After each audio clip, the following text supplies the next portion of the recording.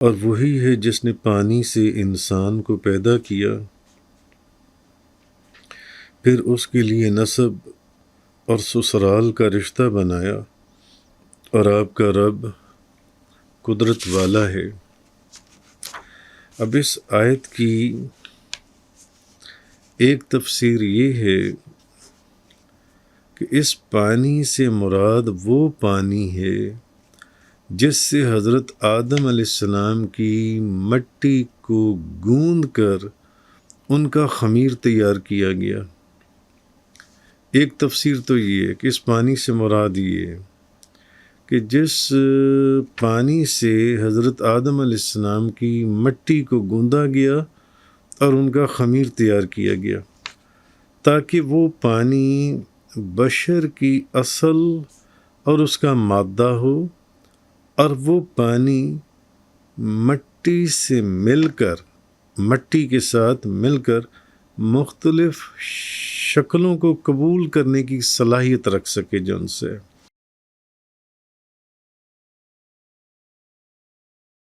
وَهُوَ الَّذِي خَلَقَ مِنَ الْمَاءِ بَشَرًا فَجَعَلَهُ نَسَبًا وَصِهْرًا وَكَانَ رَبُّكَ قَدِيرًا، اور وہی ہے جس نے پانی سے انسان کو پیدا کیا، پھر اس کے لیے نسب اور سسرال کا رشتہ بنایا، اور آپ کا رب قدرت والا ہے۔ اب اس آیت کی ایک تفسیر یہ ہے کہ اس پانی سے مراد وہ پانی ہے جس سے حضرت آدم علیہ السلام کی مٹی کو گوندھ کر ان کا خمیر تیار کیا گیا۔ ایک تفسیر تو یہ ہے کہ اس پانی سے مراد یہ ہے کہ جس پانی سے حضرت آدم علیہ السلام کی مٹی کو گوندا گیا اور ان کا خمیر تیار کیا گیا، تاکہ وہ پانی بشر کی اصل اور اس کا مادہ ہو، اور وہ پانی مٹی سے مل کر، مٹی کے ساتھ مل کر مختلف شکلوں کو قبول کرنے کی صلاحیت رکھ سکے جن سے۔ تو اس وجہ سے اس پانی سے مراد معروف پانی ہے، اور بشر سے مراد حضرت آدم علیہ السلام ہے جن سے۔ اور اس کی دوسری تفسیر یہ بھی ہے کہ پانی سے مراد نطفہ ہے، اور بشر سے مراد حضرت آدم علیہ السلام کی اولاد ہے، حضرت آدم علیہ السلام کی اولاد بشر سے مراد جن سے۔ اچھا، اب اصل میں ارشاد فرمایا اور وہی ہے، یعنی کہ اللہ وہی ہے جس نے گوشت، ہڈیوں اور خون، رگوں، پھر پٹھوں اور اس کے مرکب سے اچھی صورت پر آدمی کو پانی یعنی نطفے سے بنایا، اور پھر اس کے نسلی رشتے اور سسرالی رشتے بنا دیے تاکہ اس کی جو نسل ہے وہ چلے۔ تو فرمایا یہ جا رہا ہے کہ اصل میں تمہارا رب جون سا ہے یہ بڑی قدرت والا ہے۔ سوچو سمجھو کہ اس نے ایک نطفے سے مختلف اعضاء والے، ایک قطرے سے، ایک نطفے سے، ایک قطرے سے مختلف اعضاء والے، جس مختلف اعضاء ہیں، بازو بھی ہیں، ٹانگیں بھی ہیں، ناک بھی ہے، کان بھی ہیں، آنکھیں بھی ہیں، اور دل بھی ہے، مختلف اعضاء والے، جدا جدا طبیعتوں، اور پھر ہر ایک کی طبیعت مختلف ہے، جدا جدا طبیعتوں والے،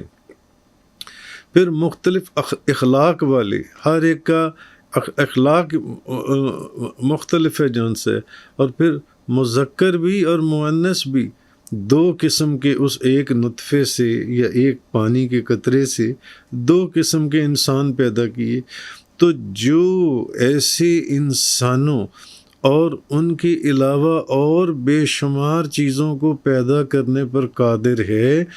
وہی اس بات کا حقدار ہے کہ اس کے علاوہ کسی کی عبادت نہ کی جائے۔ اصل میں وہ اس بات کا حقدار ہے، کیوں؟ جو ایک پانی کی بوند، ایک قطرے سے ایک نطفے سے مختلف اعضاء والے، مختلف طبیعتوں والے، مختلف اخلاق والے، پھر مختلف مذکر بھی اور مؤنث بھی انسان پیدا کر سکتا ہے اور بے شمار چیزوں کو پیدا کرنے پر قادر ہے، تو وہ اس بات کا حقدار ہے کہ اس کے علاوہ کسی کی بھی عبادت نہ کی جائے۔ بہرحال اب تک جو تھا وہ توحید کے آفاقی دلائل کا ذکر ہوتا رہا جو ان سے ہے، تو اب اصل میں کہا یہ جا رہا ہے کہ اللہ تعالیٰ کی قدرت کاملہ اور حکمت بالغہ پر یہ بات دلالت کرتی ہے، تو دوسری طرف انسان کے لیے اس کی رحمت عامہ کے ناقابل انکار شواہد ہیں انسان کے لیے۔ ان کی طرف اصل میں توجہ دلائی جا رہی ہے کہ جو انسان کو اپنی ذات میں وہ چیزیں جو انسان کی اپنی ذات میں موجود ہیں، اسے بتایا کہ اے خوبصورت، انسان کو بڑا خوبصورت چہرہ دیا گیا ہے، قد و قامت دیا گیا ہے، اس کو خوبصورت بلند قامت قد دیا گیا ہے۔ اپنے خوبصورت چہرے اور اپنے جسم کے اوپر اترانے والے، ذرا دیکھ کہ ہم نے تجھے پانی کی ایک بوند سے پیدا کی ہے، پانی کے ایک قطرے سے ہم نے تجھے پیدا کی ہے، ایک بوند سے۔ کہاں وہ قطرہ آب اور کہاں تیرا حسین و جمیل سراپا، ایک قطرے سے تو پیدا کیا گیا۔ آج تو اپنے چہرے کو دیکھتا ہے، اپنے حسن کو دیکھتا ہے، اپنے چلنے کے انداز کو دیکھتا ہے، جن آنکھوں سے دیکھتا ہے، جن کانوں سے سنتا ہے، جن ٹانگوں اور پاؤں پہ چلتا ہے، جن ہاتھوں سے پکڑتا ہے، یہ سب دیکھ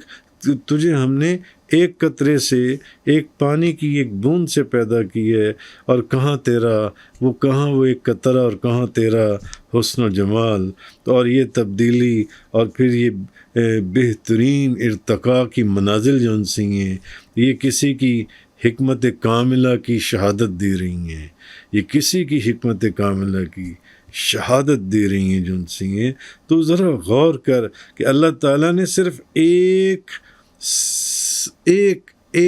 صنف ہی مرد یا عورت پیدا نہیں کی، بلکہ دونوں کو پیدا کیے۔ پانی سے اب یہ بھی ہو سکتا تھا کہ صرف مرد پیدا ہو جاتا یا صرف عورت پیدا ہو جاتی، نہیں، دونوں کو پیدا کیا، اور دونوں کے پھر دونوں کے اب ان دونوں کے بھی جو ظاہری اعضاء ہیں، دونوں میں فرق ہے، ان دونوں مرد کے اعضاء میں فرق ہے، عورت کے اعضاء میں واضح اختلاف ہے۔ ان کی ذہنی جو کیفیات ہیں اور جو ان کے دلوں کے احساسات، قلبی احساسات ہیں اور جذبات ہیں، ان میں بھی زمین آسمان کا فرق ہے، مرد کے بھی اور عورت کے بھی جن سے۔ لیکن اس کے باوجود یہ دونوں ایک دوسرے کے لیے کم و بیش لازم و ملزوم ہیں، عورت اور مرد جن سے ہیں۔ مرد اپنی ساری قوتوں کے باوجود نامکمل ہے، مفسرین نے لکھا، اور عورت اپنی تمام لطافتوں کے باوجود ادھوری ہے۔